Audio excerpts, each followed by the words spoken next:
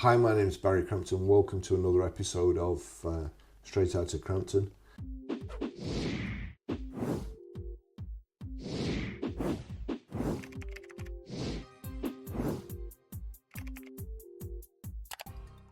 Today I'm going to be very careful because I've just done a story about Tesla suing bloggers and unhappy customers in China. And then this next thing's not going to look too good.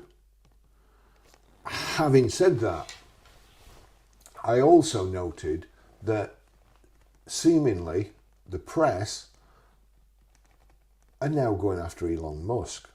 So make of this what you will. I'm pretty sure that there's not a whole lot of Tesla Cybertrucks about. I know that one of them that went up in smoke and made all the news was booby-trapped by that guy in America, full of massive fireworks. So again, make of this what you will.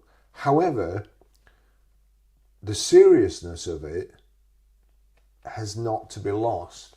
All the evangelists will tell you that EVs don't set on fire as much as petrol cars or ice cars, but petrol cars and ice cars are a damn sight easier to put out than an EV. And once an EV goes up, there's pretty much no stopping it. And also what I've read is the report that everybody quotes, you can't really tell because they haven't got the track record. They don't really know. And the other thing is, all these people that do surveys these days, they're paid to basically find out what the people who are paying them want them to find out. That's what they're looking for. And statistics, you can pull. When I was sales manager, the idea was to identify who would buy your car. A lot like when you do an advertising program on YouTube or Google, Google AdWords. You pick who's going to buy your product. How do you arrive at who's going to buy your product? I used to try and make my sales meetings funny by saying, right, that car there, who's not going to buy it? And we'd go through all the people who wouldn't buy it, and eventually, when you couldn't think of any more people who wouldn't buy it, you were left with the people who would. But it's actually easier to get people to do that because it's quite funny. You think up answers,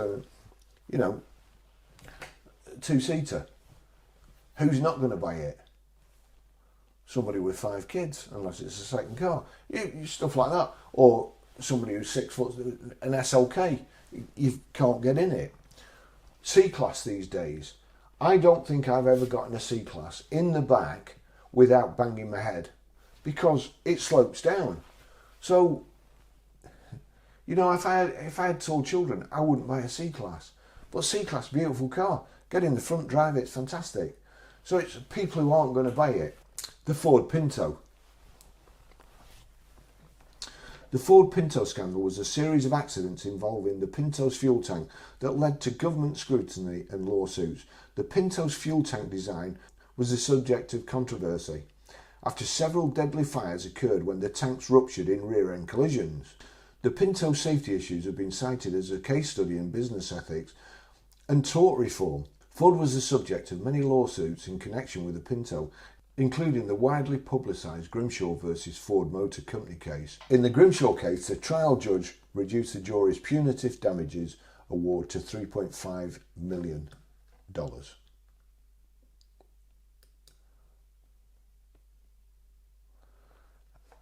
From memory, I seem to remember that it was rear-end collisions, the fuel tank rupture. It was when a car was rear-ended, usually at a crossroads, when the vehicle was turning right or perhaps even left, I don't know. But it seemed to be the routing of the wiring and near the fuel tank and the fuel tank rupturing, causing a spark, boom, car goes up. So that's it. And also, I might be making this up, but also they called it the bean counters. They actually knew about the problem. They were aware of the problem, and they decided that the amount of people who would get killed, the amount it would cost them to pay them damages would be a lot less, making the cars so they wouldn't burst into flames. That's from memory. If I'm wrong, please don't shoot me, and for God's sake, don't sue me. And Elon, if you're watching this, don't sue me either, because I've seen this morning, and to me, remembering that scandal actually scares me. This is Cron. Report: Tesla Cybertruck has higher rate of fire fatalities than the Ford Pinto. One of the fatalities tied to the Cybertruck involved a crash in Baytown last year. And this is February the 11th, 2025, by Andrea Guzman, Texas Brand's reporter. In its first year on the road, the Cybertruck ended up being tied to 5 fire fatalities.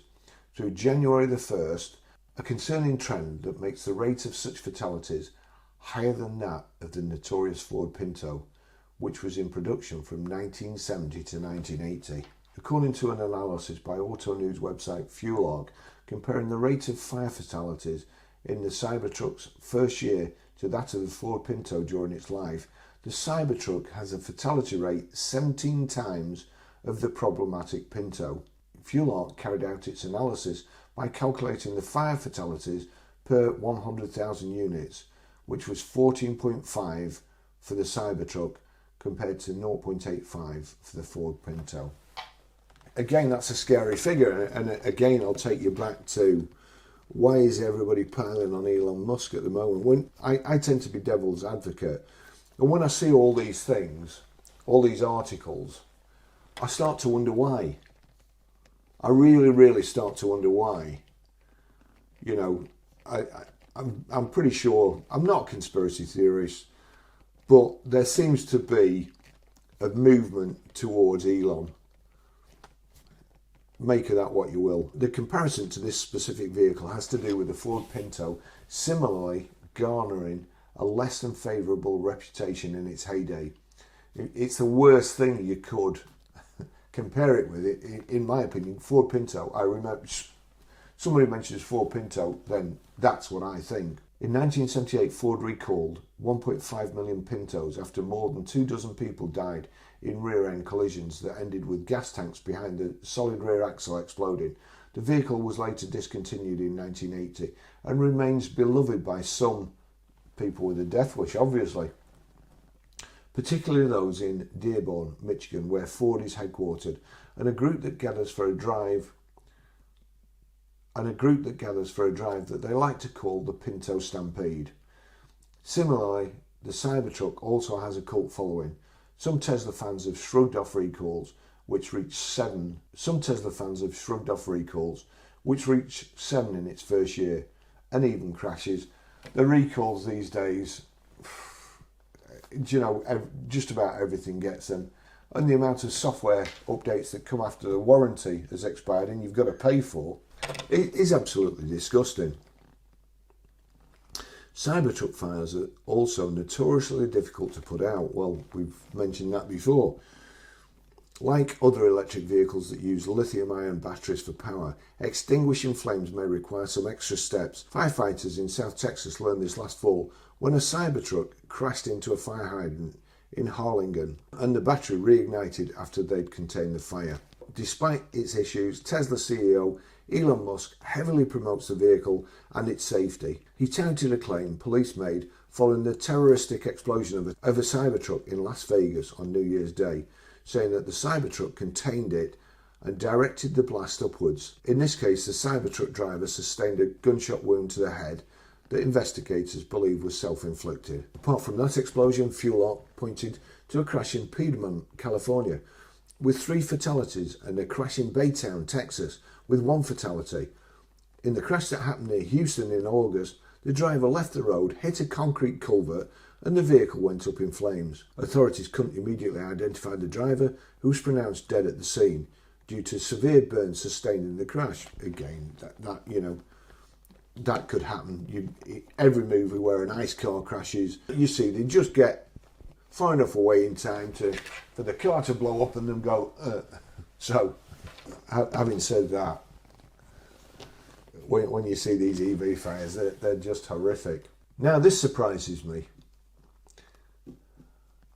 Even with its history, the Cybertruck has yet to be crash tested, as that's not performed on all new vehicles. As the National Highway Traffic Safety Administration explained to Consumer Reports, the budget for testing is limited, so regulators often test bigger sellers. Still, drivers can take solace in knowing, even if Cybertrucks don't have crash test ratings, the reviews are available for 86% of new vehicle models.